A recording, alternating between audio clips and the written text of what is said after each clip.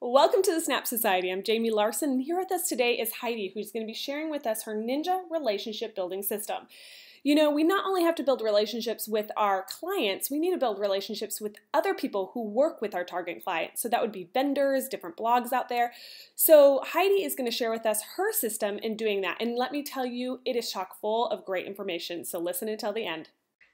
Well, hi, Heidi. Thank you so much for joining us here at the Snap Society. Thank you so much for having me, Jamie. So Heidi, we are going to be talking about, ooh, my headphone just fell. We're going to be talking about strategic partnership. But first, I want to hear from you. I want to know, give me a little background on what you do. Sure. Well, I work solely with wedding professionals on their marketing and business development. And that spans everything from, well, essentially it's getting me more clients. Yes. And it's building up the systems to do that. So your email marketing, you know, building relationships with people that can help bring you referrals and clients, tightening up your sales process so that you're actually closing more of those clients. And are you following up with those clients? Right. Which is a lot of times no. Right. So yeah, it's anything and everything marketing. I'm a big marketing geek. Ooh, love that, because really when we get into this photography thing, we don't realize that so much of it is about marketing. And that is what is so important in order for us to get our target client. And so I love talking to people who are all about marketing because I learn so much. So that's great. And tell us where you're from. My thing. I am from the Detroit area. I'm currently living near Cambridge in England. Isn't that awesome? She lives in England. Oh my gosh. Okay. So haven't picked up any of the accent. Yeah, you haven't. You need to try it a little bit. I read to my kids with an English accent at night because I get bored of the books. So then that's the way that I can keep reading the same book over and over again, because I do it with an accent. My kids are like, Mom, just read normal. So, okay. So let's talk about today. You know, there's so much that we could talk to Heidi about, and we just kind of had to narrow it down. But one thing that I was really interested in that I think would really help the Snap Society members is talking about strategic partnership. So Heidi, tell us a little bit about that. Right. So a strategic partnership is essentially building a relationship with someone who you can help and they can help your business. That can be someone who also serves your target market but isn't a competitor. Okay. Like maybe a wedding planner who deals with the exact same sort of clients that you do, and building those vendor relationships. And it can go into building relationships with bloggers, with, you know, magazine editors and journalists. It's all under the umbrella of strategic partnerships. Okay. So let's first talk about vendors. It can be pretty intimidating to, you know, there are certain vendors that I'm like, you know, that is my target market right there, you know, and they're going to that person. But it's a little bit intimidating to introduce yourself and to, you know, kind of build up that relationship if you have no connection to them at all. So do you have any words of wisdom for us on that? I have a ninja system that you do? My clients, and it's kind of under the radar, getting in there and building the relationship. And the whole idea behind it is that you have to lead with giving. You have to lead with being helpful. You can't go to someone, I mean, I think we all know this consciously, but we still do it. You can't just say, hey, send people to me. Because what's in it for them? We're all selfish beings. What is in it for them? So what I teach my clients to do is to take all these people that you want to get to know and create a Twitter list. And make it private. Just create a private Twitter list.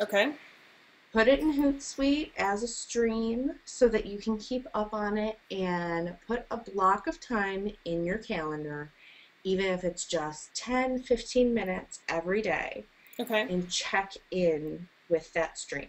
Okay? Then what you do when you find something that you know is going to be of value to your followers is you can either retweet it on the spot, add it to buffer, whatever it is that you do if you schedule them. But you tag the person who initially wrote the content. So it could be, check out this great blog post about XYZ from the person. So then they know you're sharing their content. They know that you're helping them. So do you have to put? Everybody knows I really struggle with Twitter, but I'm trying to learn. So do you have to put from at the Snap Society or whatever for them to know that it was from me, or would it just? I do. I do usually, because I will just go to the source and create my tweet, from that, either the headline of the article or whatever it is. If you retweet it, most people get notifications about that. But I just edit it anyway. Yeah, put it in there. Doesn't hurt.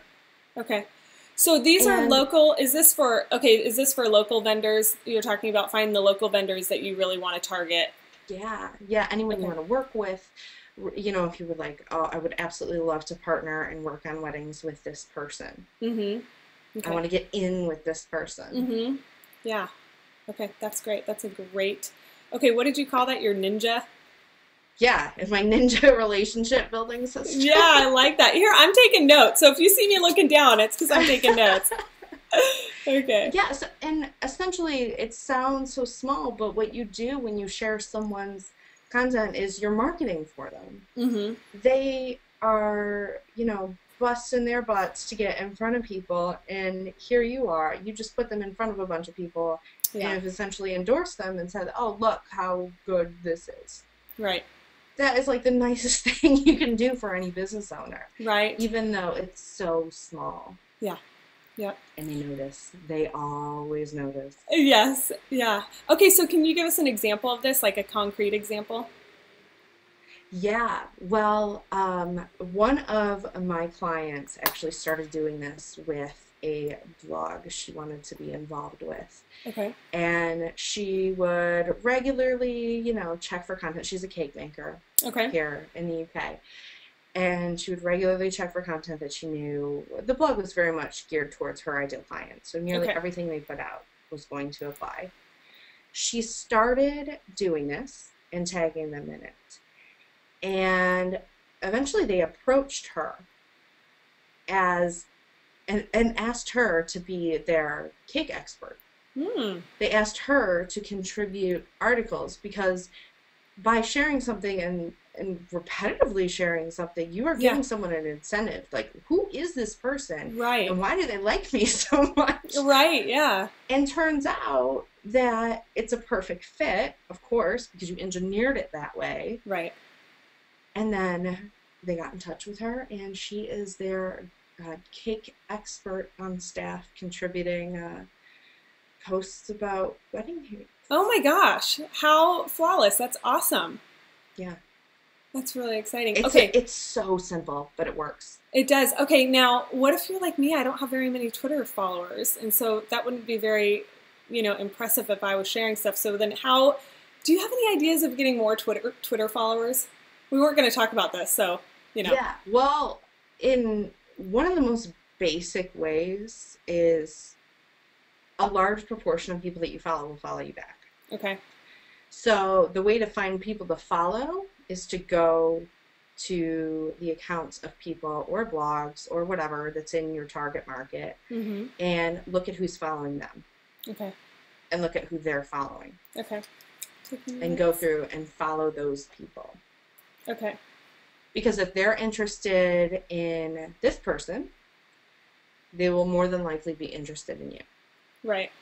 So we already kind of talked about this because of the girl who did the cakes, but how do you become a guest blogger on somebody's blog? I mean, I sort of feel like there are certain people that I want to ask, and I know other photographer friends who want to ask to be a guest on somebody's blog, but in a way, it almost feels like you're being rude, like you're asking yourself over to dinner at somebody's house, and you kind of sit there and you wait for them to come and approach you, but they don't know you. They're not going to come and approach you. So what's your suggestion on that?